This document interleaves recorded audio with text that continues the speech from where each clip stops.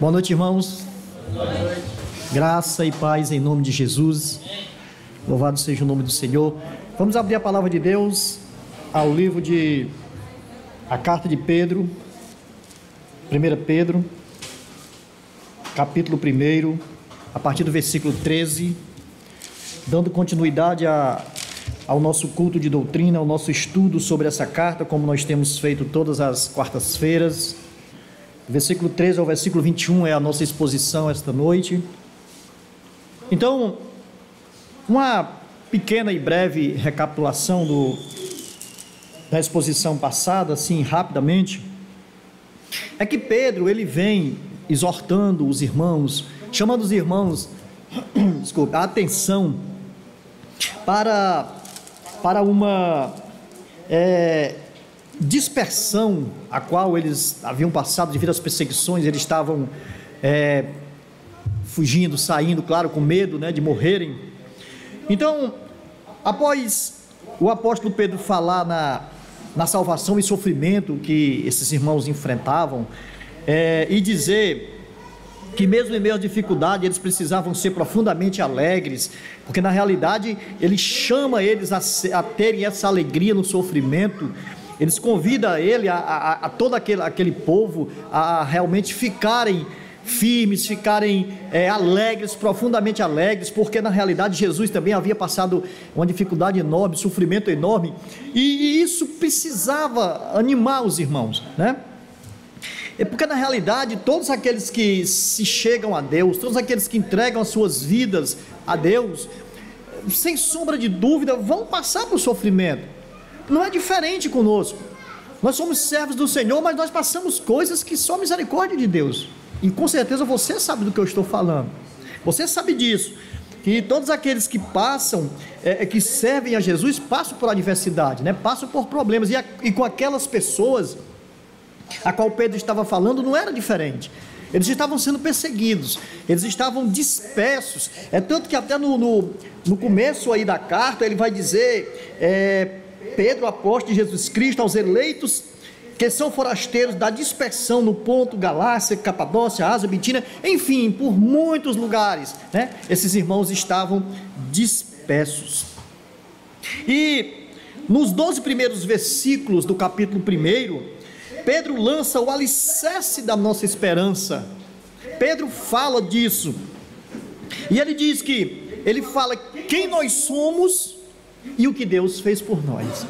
Então é o que ele vem contando nesses 12 primeiros versículos de capítulo 1, e do versículo 1 ao 4 ele mostra os primeiros indicativos do resumo disso que eu estou falando. Ele dá a primeira luz para nós. E é interessante que Pedro, quando ele começa a dizer, quando ele começa a falar, quando ele começa a explanar de quem nós somos, ele vai dizer claramente que nós somos eleitos, ele vai dizer claramente que nós somos forasteiros da dispersão. Então, essa é a conotação da realidade de quem nós somos diante de Deus. E quando ele vai falar do que Deus fez por nós, do que Deus da forma mais louvável possível fez por nós, ele vai dizer que ele nos regenerou para uma viva esperança. Então, aleluia, nós somos regenerados para uma viva esperança, e essa esperança é em Jesus, e essa esperança é em Cristo. Mas só que ele não para aí, ele vai dizer, vocês foram regenerados por Deus para uma viva esperança e para uma herança incorruptível guardada nos céus para vós outros. Ou seja, além de nós sermos regenerados para uma viva esperança, nós também temos uma herança incorruptível guardada no céu para todos nós, e isso é maravilha para as nossas vidas. Então aquele povo precisava ouvir essa exortação, precisava escutar isso, porque o sofrimento era complicado, o sofrimento era grande, eles estavam dispersos. Então, quando nós trazemos isso para as nossas vidas, nós percebemos que Deus nos elegeu e nos fez novas criaturas. Hoje nós somos servos do Senhor, hoje nós somos filhos, nós somos herdeiros de Deus, e Ele nos fez nascer de novo para uma viva esperança e para vamos dizer, para algo nos céus que jamais irá se acabar, jamais irá sumir. Então Pedro diz que nós somos peregrinos nessa terra, nós somos peregrinos no mundo. Então ele diz: agora eu quero trazer algumas coisas para vocês, agora eu quero falar algo para vocês, eu quero dizer para vocês que vocês precisam viver de uma forma diferente.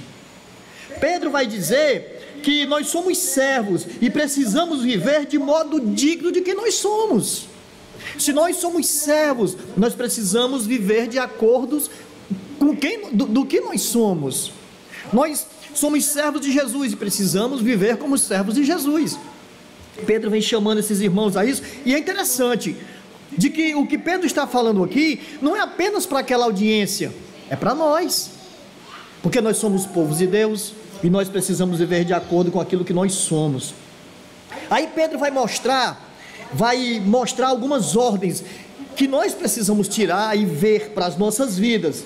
Primeiro ele vai dizer como nós devemos viver, como devem viver aqueles que foram eleitos por Deus, como devem viver aqueles que Deus fez nascer de novo para uma viva esperança, e como devem viver aqueles que tiveram ou têm uma herança no céu.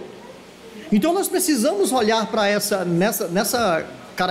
nessa direção, nesse foco. E aí a partir do versículo 13, Pedro vai dizer algo, ele vai começar assim, leia comigo, versículo 13. Por isso, ele vai dizer, por tudo aquilo que eu já falei, do versículo 1 ao versículo 12, ele vai dizer: por isso, cingindo o vosso entendimento, sede sóbrios e esperai inteiramente na graça que vos está sendo trazida na revelação de Jesus Cristo. Como filhos da obediência, não vos moldeis as paixões que tinhais anteriormente na vossa ignorância. Pelo contrário, segundo é santo aquele que vos chamou, tornai-vos santos também vós mesmo em todo o vosso procedimento. Porque está escrito: sede santos, porque eu sou santo. Ora, se invocais como Pai aquele que sem acepção de pessoas julga segundo as obras de cada um, portai-vos com temor durante o tempo da vossa peregrinação, sabendo que não foi mediante coisa corruptível, como prata ou ouro, que foste resgatado do vosso fútil procedimento que vossos pais vos legaram, mas pelo precioso sangue, como de cordeiro, sem defeito, sem mácula, o sangue de Cristo, conhecido com efeito antes da fundação do mundo, porém manifestado no fim dos tempos por amor de vós, que por meio dele tendes fé em Deus, o qual o ressuscitou dentre os mortos e lhe deu glória, de sorte que a vossa fé e esperança estejam em Deus. Amém? Vamos fazer uma breve oração. Senhor meu Deus, Pai amado, em nome de Jesus, Senhor, o teu Filho bendito e eterno, nós nos colocamos, Senhor, diante de Ti, ó Pai, para ouvirmos, Senhor, os Teus ensinos, para colocarmos em prática aquilo que o Senhor tem para nos ensinar, e também para Te pedir, Senhor, que nos ajude, como servos, como filhos, como herdeiros, para que venhamos, ó Deus, fazer a Tua vontade, para que venhamos, Senhor, agir em conformidade com aquilo que nós somos. Ajuda-nos, ó Deus, a vivermos vidas retas e santas. Ajuda-nos, Senhor, a olharmos e querermos, Senhor, fazer a Tua vontade. Ajuda-nos, Senhor, na nossa caminhada, para que cada um de nós possamos compreender o quão é importante e necessário viver uma vida segundo a Tua vontade e o Teu padrão. Que a Tua misericórdia e graça nos alcance, Que o Senhor, dentro da sua misericórdia e amor, nos conceda, Senhor, cada dia a oportunidade de lutarmos para sermos servos verdadeiros, para, como forasteiros desse mundo, nós não perdemos o foco de vivermos eternamente contigo. E em meio a tantas coisas que nos é colocada, em meio a tantas coisas que nos enchem os olhos, em meio a tantas coisas que nos sufocam, e muitas vezes nós olhamos para essas coisas, em meio a tudo isso, ajuda-nos, ó Pai, porque o Senhor conhece a índole de cada um de nós. O Senhor conhece o mais profundo dos nossos corações e sabe o quanto somos propícios a errarmos, o quanto somos propícios a nos esquecermos de tão grande bênção que o Senhor concedeu e concede cada dia a cada um de nós. Que a tua misericórdia e graça, Senhor, seja sempre diante de nós como algo em que em momento algum possamos esquecer. Que a tua misericórdia, que o teu amor, que a tua bondade, que o teu perdão acima de tudo venha sobre nós. Em nome de Cristo, Senhor, eu te agradeço hoje e sempre. Amém. Então, irmãos, como algo assim em que o apóstolo nos chama a atenção, como algo em que o apóstolo nos dá como ordem. Em primeiro lugar, aí no versículo 13, nós podemos ver que ele dá a primeira ordem, ele diz: esperai. Ele começa dizendo: por isso, cingindo o vosso entendimento, sede sóbrios e esperai inteiramente na graça que vos está sendo trazida na revelação de Jesus Cristo. É como se o apóstolo estivesse dizendo assim: coloquem toda a esperança na graça que lhe será dada quando Jesus for revelado. Coloque toda a sua esperança nessa graça, coloque tudo isso. Para nós, a esperança, ela é algo incerto, porque quantas e quantas vezes a gente às vezes perde o foco da verdadeira esperança. A esperança para nós é algo incerto, porque na realidade ela é um desejo por algo improvável, por algo que nós não temos certeza que vai acontecer. Quando nós até olhamos o dicionário da nossa língua, da língua portuguesa, ele define esperança como a espera na possibilidade de algo que venha a acontecer. Ele define assim. Mas quando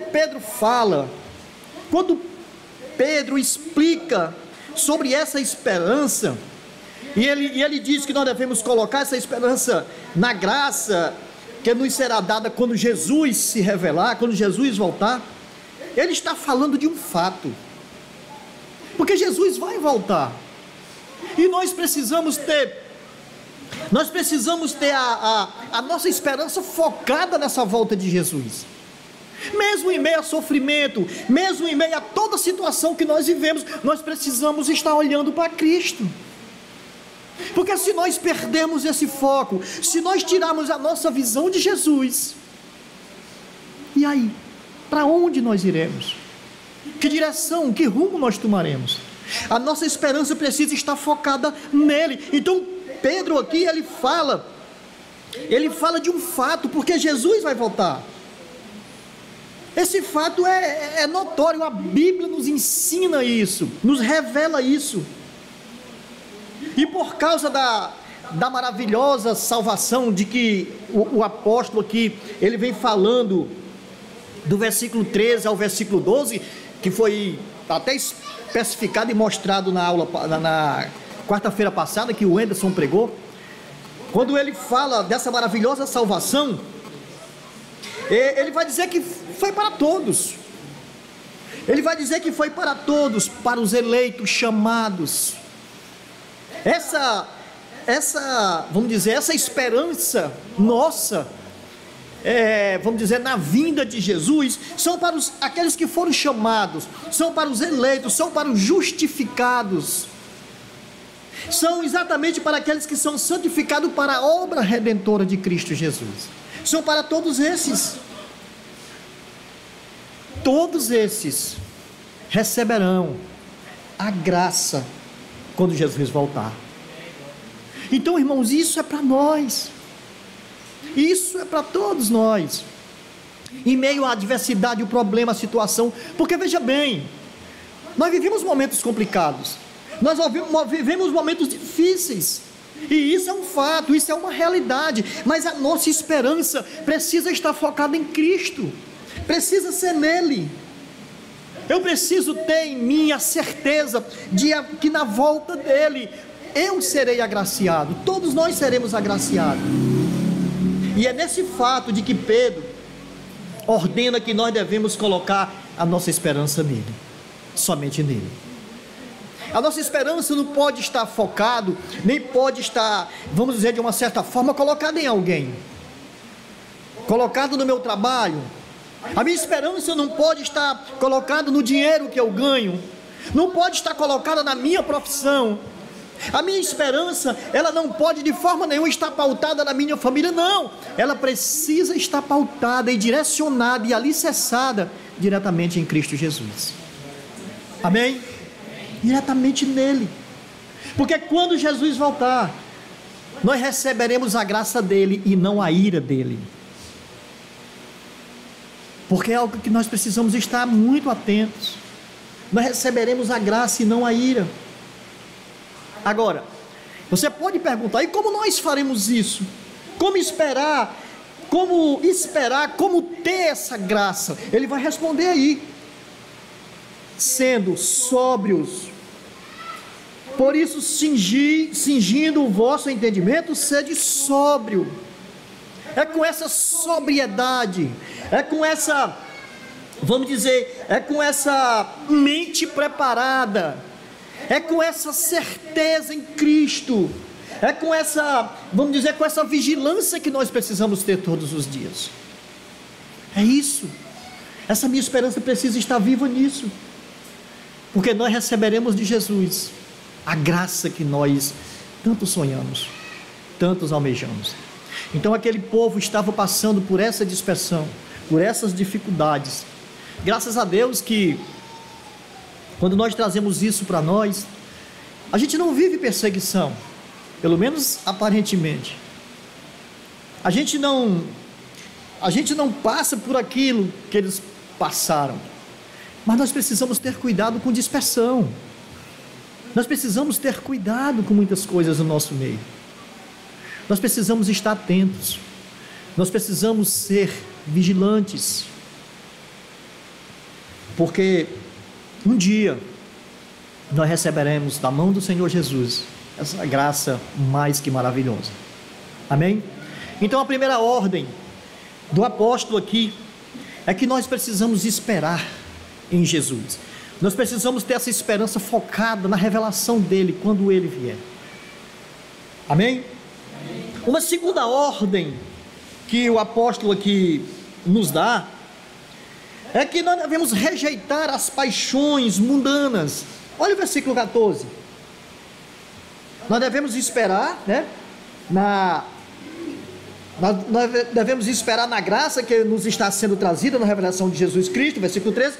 Aí ele vai dizer no versículo 14: como filhos da obediência, não vos moldeis as paixões que tinhas anteriormente da vossa ignorância. Ele vai dizer que nós precisamos rejeitar as paixões mundanas. Aqui Pedro está dizendo que nós não devemos retroceder, não devemos voltar de onde nós viemos, não devemos querer viver as paixões que nós vivemos outrora, porque hoje nós somos novas criaturas, nós estamos em Jesus. Jesus transformou a nossa vida, mudou o nosso coração, nos deu um novo espírito.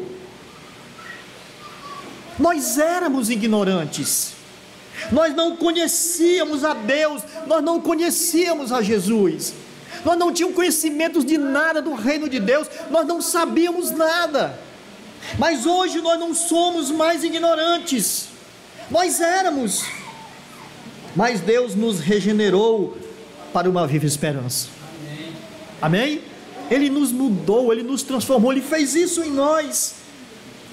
Deus, Ele nos revelou Jesus, Deus nos mostrou. Deus nos disse como Jesus morreu na cruz. Ele nos mostra, Ele nos ensina sobre essas coisas. Deus nos mostrou como Jesus redimiu os nossos pecados. Deus, Ele nos deu a esperança de vida eterna. Então, irmãos, nós não podemos voltar às paixões anterior que nós vivíamos. É isso que Ele está dizendo. Como filhos da obediência, não vos moldeis às paixões mundanas. Não se molde a isso. Então agora nós não somos mais ignorantes, porque agora nós somos conhecedores de Jesus. Nós entregamos as nossas vidas a Jesus. Ou seja, ficar de acordo, viver as paixões antigas que nós tínhamos antes de conhecer a verdade, isso não pode mais fazer parte de nossas vidas, porque agora, como eu disse, nós somos novas criaturas. E as paixões antigas que nós tínhamos são muitas. Na área pessoal, as nossas paixões eram nos meios dos nossos relacionamentos, no lidar com pessoas, no nosso falar, com relação a dinheiro, com relação a ver a sociedade, com relação a ver o mundo. As nossas paixões. Obrigado.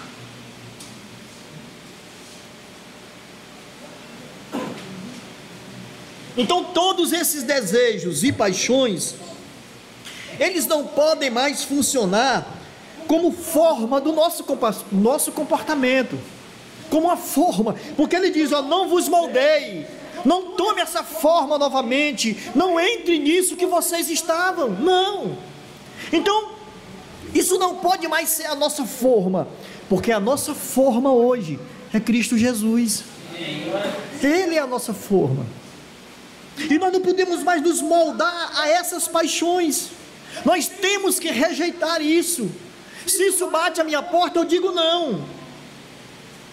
A regeneração nossa, ela não é só na nossa alma, ela também é nos nossos comportamentos. Se você hoje é uma nova criatura, com certeza o seu comportamento também deve ter mudado, precisa ser mudado.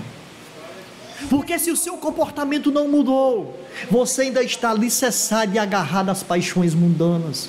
E é isso que o apóstolo aqui está falando, é isso que ele está rebatendo. Porque se nós voltarmos às paixões antigas, isso irá nos afetar. Isso irá afetar o nosso comportamento. Porque antes nós éramos ignorantes, mas agora nós não somos mais ignorantes. Nós temos conhecimento das coisas de Deus. Deus nos ensinou através de Jesus. Então nós não podemos andar nas paixões que nós tínhamos antes. Não podemos fazer isso. Porque essas paixões, elas são inimigas de Deus. Tudo aquilo que é inimigo de Deus, eu tenho que rejeitar. Tudo, absolutamente tudo. Todas as coisas que não agradam a Deus, eu preciso me desfazer delas. E as paixões mundanas, a qual o apóstolo vem falando aqui, rebatendo, é exatamente aquilo que não agrada a Deus. Você lembra de como você era?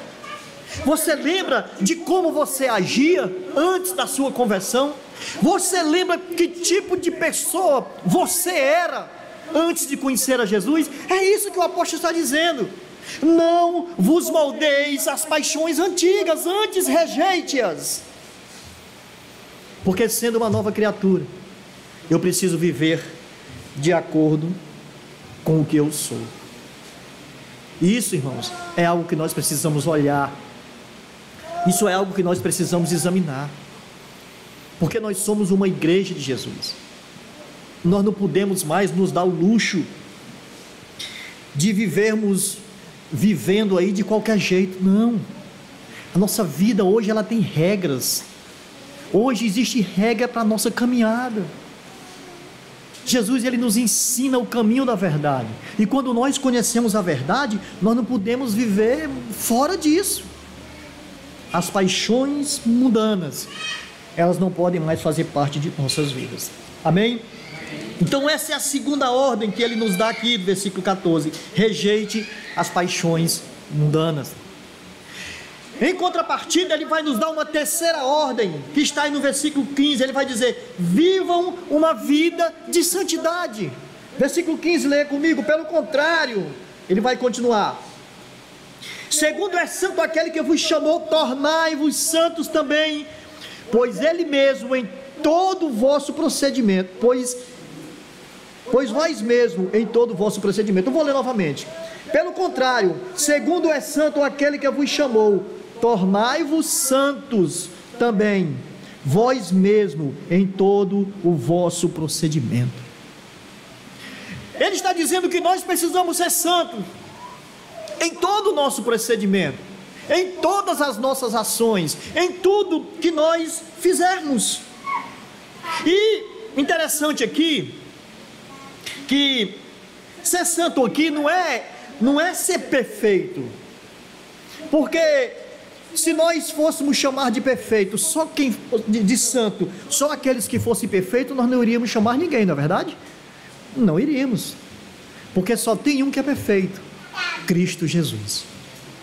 Nós lutamos por uma perfeição, nós nos esforçamos por uma perfeição, mas a santidade aqui, ela é para todos. É interessante que a palavra santo, ela significa alguma coisa que é separado, destinado a alguma coisa. Santo, separado, tirado de fora, colocado para uma função. Ser santo significa que nós somos separados, destinados, desvinculados do mundo e separados para Deus. Esse é o conceito de santidade. Você é separado para Deus? Então você é santo. Essa é a questão da santidade aqui. Essa é a ordem que ele está dizendo: vivam em santidade. Então, da mesma forma que Deus é santo, que ele não participa das paixões, que ele não é suscetível ao pecado, que ele não é vulnerável às paixões, assim como esse Deus é santo e ele nos chamou para sermos dele, herdar o reino dele, herdar o reino do seu filho, então nós precisamos lutar pela santidade. Nós precisamos querer ser santos. Nós devemos nos tornar santos aqui nesse mundo. E talvez até você possa pensar: puxa vida, mas ser santo no mundo desse é tão difícil. Quem foi que disse que ser cristão é fácil? Se alguém pregou o evangelho para você e disse que seria bem facinho ser crente, esse camarada não falou a verdade para você. Porque ser crente não é fácil, e lutar pela santidade também não é fácil, mas é necessário. Sabe por quê? Porque Deus é santo. Deus é santo. E como está escrito aí no versículo 16, ele vai dizer, porque está escrito: sede santos, porque eu sou santo. O nosso próprio Deus está dizendo: é necessário ser santo, porque Ele é santo. Ele está fazendo uma citação aí de Levíticos capítulo 1, versículo 16. Ele está fazendo essa citação. E foi exatamente o que Deus disse à nação de Israel, quando Ele entregou as leis, quando Ele entregou as promessas, quando Ele entregou a aliança, quando Ele entregou os mandamentos. Ele estava dizendo para o povo: olha, vocês são meu povo, eu sou santo, então sejam santos também. Jesus, ele é santo, e nós somos o povo de Deus, então nós precisamos ser santos em todos os aspectos de nossas vidas. Irmão, olha, eu vou dizer uma coisa para você: quando na nossa caminhada, quando do nosso dia a dia, as adversidades, os problemas, às vezes o xingamento das pessoas, enfim, tudo, nós precisamos exercer a santidade. E isso não significa dizer que você vai estar querendo aparecer sobre as pessoas, não. Você vai estar exercendo aquilo que Deus está dizendo que você deve ser. Olha, Deus está dizendo: olha, eu sou santo, então sejam santos, então eu vou exercer isso, eu preciso lutar para exercer essa santidade. Mesmo que eu não consiga, mas eu estou lutando, eu estou me esforçando, e é isso que nós precisamos fazer. E era isso que o apóstolo estava dizendo para aquele povo: olha, sejam santos, porque aquele que vocês servem, o Deus de vocês, Ele é santo, então vocês precisam ser santos. Nós precisamos ser parecidos o máximo possível com o nosso Senhor. Eu sei que é difícil, não é fácil engolir sapo, não.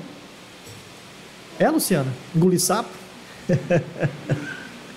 Não é. Eu falei sapo porque a Luciana gosta muito de sapo. Não é. Mas muitas vezes é necessário. Existe um ditado aí do mundo que diz: eu dou um boi para não entrar numa briga, mas quando eu entro eu dou uma boiada para não sair, né? O pessoal tem essa mania de dizer isso, né? Mas o povo de Deus não pode agir assim. O povo de Deus não pode ser aquele que revida. O povo de Deus é aquele que dá outra face. Os servos de Deus são aqueles que engolem sapo, sim, que engole atravessado, que não vai dizer nada, porque foi isso que Jesus fez. Quando nós olhamos o sofrimento de Jesus, a gente diz: por que Jesus pelo menos não disse nada? Não, porque era para ser daquele jeito. Ele estava nos ensinando, ele estava dizendo para nós: isso aqui é ser santo, isso aqui é ser separado, isso aqui é ser diferente da ação das pessoas lá fora. Irmão, nós vivemos na igreja onde nós precisamos fazer a diferença. As pessoas, elas olham muito mais as nossas atitudes do que as nossas palavras. Você pode ser um camarada que diga um monte de coisa bonita, tal, as pessoas não estão nem aí para isso não. Agora, quando ele olha para a tua atitude e vê uma pessoa diferente, uma pessoa que realmente não tem nada a ver com as pessoas lá fora, aí as pessoas prestam atenção em você. Você começa a exercer a sua santidade, porque é isso que o autor aqui está dizendo. E nosso Deus está falando: sejam santos, porque eu sou santo. Então essa foi a ordem do apóstolo para nós, né? Que nós precisamos viver em santidade. Todo o nosso proceder, toda a nossa vida, todo o nosso falar, todo o nosso vestir. Ontem no grupo nós estávamos até falando sobre esse assunto, que estava falando sobre o reino de Deus. Nós estamos trabalhando nesse tema aí durante o mês, e a gente até falou sobre o vestir, de que na realidade não é o vestir que vai dizer que você está no reino, mas o vestir é muito importante para o povo de Deus, porque na realidade aquilo que você veste ou chama ou não chama a atenção das pessoas. Então, se você é alguém que se veste sensualmente, você vai chamar a atenção e vai estar induzindo alguém a pecar, e você também vai estar pecando. Mas se você é alguém que se veste decentemente, se você é alguém que se policia, que tenta viver uma vida em santidade, isso faz toda uma diferença, porque isso agrada, sem sombra de dúvidas, o coração de Deus. E quando nós agradamos o coração de Deus, nós estamos fazendo a vontade de Deus. Muito bem, então ele nos leva aqui uma quarta ordem, versículo 17: nós devemos nos portar com temor. Versículo 17 ele vai dizer: ora, se invocais como o Pai, aquele que sem acepção de pessoas julga segundo as obras de cada um, portai-vos com temor durante o tempo da vossa peregrinação. Ele está nos chamando a vivermos uma vida de temor a Deus. E temor aqui na realidade não é ter medo de Deus, e não é, porque na realidade se nós fizermos alguma coisa, vamos dizer, de errado, Deus não irá, vamos dizer, de uma certa forma nos jogar no inferno para todo sempre. Nós não podemos pensar nessa direção. É bem verdade que se não houver arrependimento, isso vai nos levar ao inferno, sim, sem sombra de dúvidas. Mas o medo em si não precisa ser um sentimento que vai estar enchendo todo o meu ser com relação a Deus. Eu preciso temer a Deus, sim, porque Ele, na realidade, é o Senhor de nossas vidas, é o dono de nossas vidas. Ele está com as nossas vidas nas mãos dEle. Então aquilo que nós fizermos de errado, se não nos arrependermos, com certeza Deus poderá nos fazer sofrer eternamente nas trevas do inferno. Pode sim, porque Ele tem poder para isso. Ele é o Senhor, Ele é o Todo-Poderoso. Então nós temos que ter um certo temor porque Ele é o Criador. Nós temos que ter um certo temor, porque Ele é o soberano de todas as coisas. Então nós não podemos bater de frente com Deus, não podemos confrontar Deus. Ai Deus, eu vou aqui contigo porque eu sou o cara. Não, de forma nenhuma. Nós temos que temer a Deus, nós temos que respeitar a Deus, porque na realidade, quando nós tememos, esse temor que nós temos para com Deus, nos vai fazer, vamos dizer, fazer muitas coisas corretas, vai evitar de nós errarmos, de nós fazermos coisas que desagradam a Ele, quando nós temos esse temor em nossos corações, porque Deus na realidade Ele está de olho, Deus na realidade Ele vê tudo, toda hora e todo tempo. Eu não posso me dar o luxo de dizer assim, eu vou fazer isso aqui errado porque Deus não está vendo, de forma nenhuma, porque Deus está vendo. Então nós temos que temer a Deus, e o temor a Deus restringe as nossas paixões mundanas. O temor a Deus, quando ele está nos nossos corações, de uma certa forma, ele restringe as nossas vontades erradas, ele restringe isso, ele restringe os desejos que nós não devemos ter, aqueles desejos pecaminosos, porque nós sabemos que temos um Deus e iremos prestar conta com Ele. Por isso, irmãos, nós precisamos temer ao nosso Deus. E é exatamente o que Pedro está dizendo aqui no versículo 17. É exatamente o que ele está dizendo aqui. Porque se nós invocamos Ele como Pai, Ele não faz acepção de pessoas. Deus não faz acepção de pessoas. Se nós errarmos, Ele irá ser justo conosco como Ele é com o ímpio.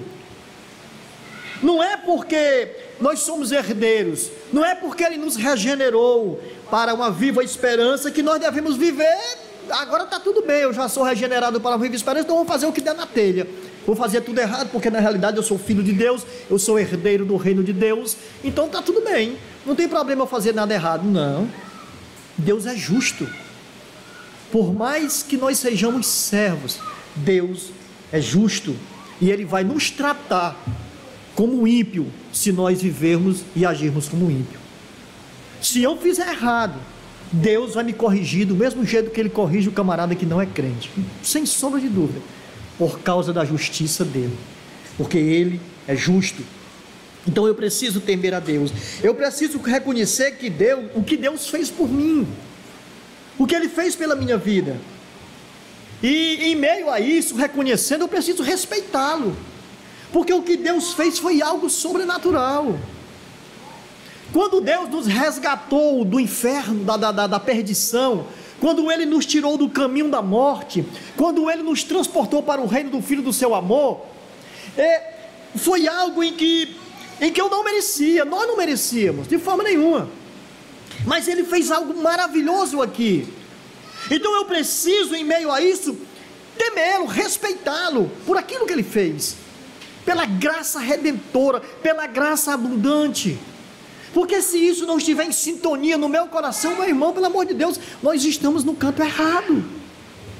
Nós precisamos respeitar esse Deus acima de todas as coisas. Eu preciso respeitar esse Deus, temer a esse Deus mais do que qualquer coisa que eu possa me imaginar ou pensar. Às vezes nós tememos os homens e não tememos a Deus. Às vezes nós temos medo de uma situação e não temos medo da mão de Deus. Não pode ser assim, não pode. Ele está dizendo aqui: ora, se vocês invocam como Pai aquele que sem acepção de pessoas julga segundo as obras de cada um, portai-vos com temor durante o tempo da vossa peregrinação. Então, durante o tempo que nós estamos aqui peregrinando, vamos nos portar com todo respeito a esse Deus, com todo respeito, porque Ele, somente Ele, é merecedor de toda a honra e glória, de todo o nosso respeito, de todo o nosso temor. Amém? Então é isso, são essas ordens que o autor nos dá. Tenham essa esperança em Jesus, esperem nele, Deixem para lá e não queiram viver moldadas às paixões do mundo. Saiam disso, não retrocedam, não queiram voltar a isso. Ele está nos dizendo e nos ensinando essas coisas. Tenham um viver santo, porque Deus é santo, o Pai de vocês é santo, Ele vive em santidade. Então nós precisamos buscar essa santidade para nós todos os dias, cada minuto nosso. E acima de tudo, tenham temor a esse Deus. Amém? Aqui no versículo 19 e versículo 20, ele não vai dar uma ordem, mas ele vai falar do preço do nosso resgate. Ele vai dizer, versículo 18: sabendo que não foi mediante coisas corruptíveis como prata ou ouro que fostes resgatados do vosso fútil procedimento que vossos pais vos legaram, mas pelo precioso sangue como de cordeiro sem defeito, sem mácula, o sangue de Cristo. Você percebeu aqui o preço do resgate? Você percebeu aqui o que foi que Deus pagou pelo nosso resgate, para que nós não tivéssemos a morte eterna? Foi o precioso sangue do seu Filho, foi o precioso sangue de Jesus. Então, quando nós olhamos isso aqui, nós podemos pensar, puxa vida, nós valemos muito para Deus. E de fato é verdade, porque se o Filho dele valia ou vale para ele mais do que tudo, ele deu o Filho por nós. Jesus derramou o sangue por nós. Então, se Deus nos valorizou a esse ponto, nós também precisamos ver o quanto nós valemos para Ele. Nós precisamos ser conhecedores disso, e precisamos nos portar aborrecendo as paixões do mundo. Precisamos nos portar lutando por santidade, porque o preço aqui desse resgate foi muito alto para Deus. Foi o sangue de Jesus, foi o sangue do seu Filho, foi o sangue de alguém inocente, de alguém que não merecia estar naquele Calvário. Foi o sangue de alguém que de forma nenhuma ele deveria estar lá, e sim nós. Foi esse preço aqui, foi o preço do sangue de Jesus. Então nós devemos olhar para isso aqui e nos comportarmos como servos de Deus, como aqueles que precisam estar fazendo a vontade dEle todos os dias. Nós precisamos andar reconhecendo o sacrifício do que Jesus fez por nós. E isso, irmãos, é todo dia. Jesus, ele disse: se alguém quer vir após mim, a si mesmo se negue. E tem que se negar todo dia. Tome a sua cruz e me siga. Jesus fala isso. Se negue dia a dia. E quando nós fazemos isso, quando nós nos negamos, nós estamos dando valor e importância a esse sacrifício. Nós estamos dando importância, o preço desse resgate, o preço do resgate da morte de Jesus, de ter morrido por nós. Nós precisamos, irmãos, agir assim, todos os dias, todos os dias. E no versículo 20,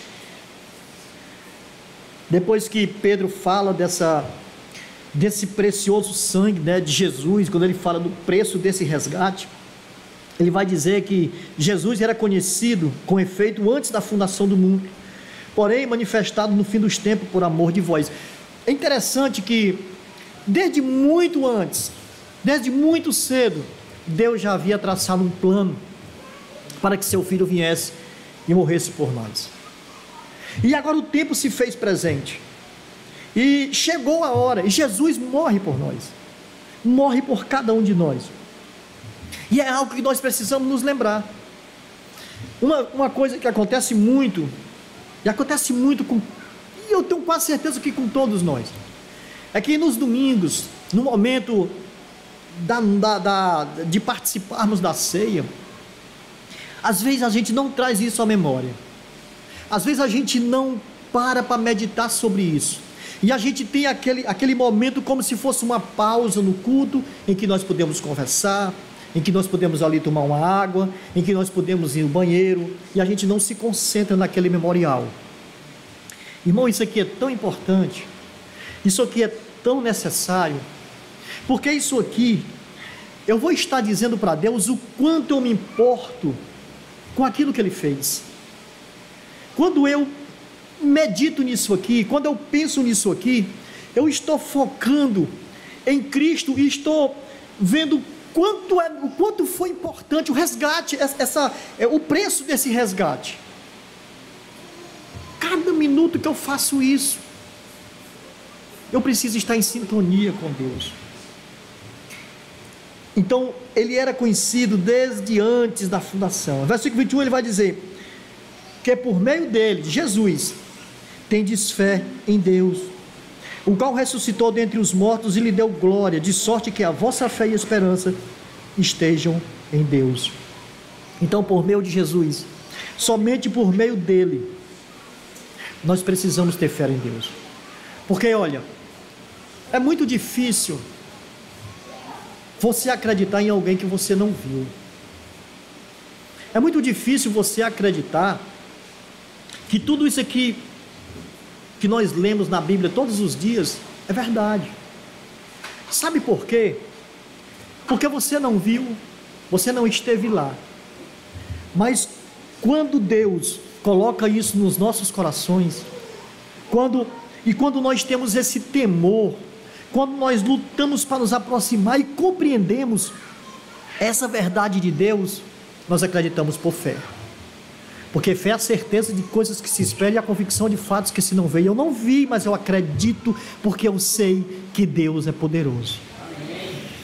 Eu não vi, mas eu sei que Jesus subiu lá naquele Calvário, no tempo de Deus, morreu para me resgatar da morte eterna, e hoje eu vivo para servir esse Deus, e pela misericórdia e graça dele, ele me regenerou para uma esperança viva. Então é isso, irmão, que nós precisamos focar. Era isso que esse povo aqui, na realidade, na dispersão, eles não estavam compreendendo, e o apóstolo chama a atenção deles para essa verdade. E isso, através dos séculos, também nos chama a atenção, porque a dispersão do povo de Deus é muito grande. Às vezes nós não focamos e não compreendemos as verdades de Deus que estão sendo mostradas e ministradas todos os dias. Às vezes as pessoas levam o contexto da igreja, do reino de Deus, como algo comum, como algo simples, como algo que pode ser de qualquer jeito. Não pode. Não pode. Deus é santo, Deus é Senhor, Deus é poderoso, Deus é o Deus da minha vida, o Senhor da minha vida. Todas as coisas acontecem conosco pelo poder da graça dEle, pela vontade dEle. Então nós precisamos, todos os dias, nos lembrarmos de quem nós somos, do que Ele fez por nós, do que nós precisamos fazer, de como nós devemos caminhar, de como nós devemos pregar esse evangelho, de como nós, acima de tudo, precisamos ter Deus num conceito muito diferente daquele que nós temos hoje.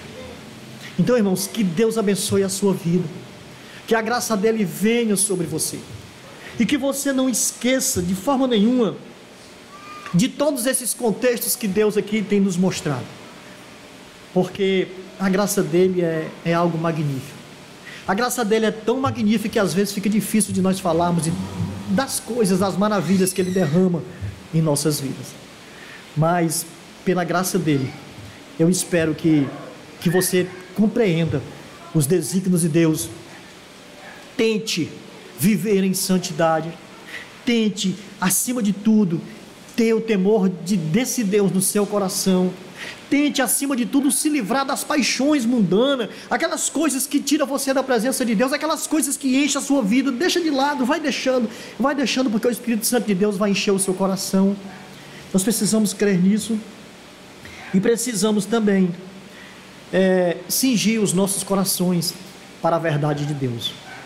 Abrace essa verdade, viva essa verdade, porque a glória na eternidade nos espera. Amém? E nós um dia estaremos na presença de Deus. Que Deus abençoe. Vamos ficar de pé.